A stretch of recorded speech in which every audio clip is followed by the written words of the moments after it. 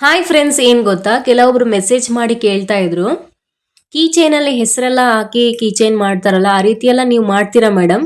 ಹಾಗೇನೆ ಫೋಟೋದಲ್ಲೆಲ್ಲ key chain ಮಾಡ್ತಾರಲ್ಲ, ಆ ಥರ ಎಲ್ಲ ಮಾಡೋಕ್ಕಾಗತ್ತಾ ಅಂತ ಹೇಳಿ. ಖಂಡಿತವಾಗ್ಲೂ ಹೌದು, ಮಾಡ್ಬೋದು. ಆದರೆ ನನಗೆ ಮೆಸೇಜ್ ಹಾಕಬೇಕು ಯಾವ ರೀತಿ ನಿಮಗೆ ಕೀ ಚೈನ್ ಬೇಕು ಅಂತ ಹೇಳಿ.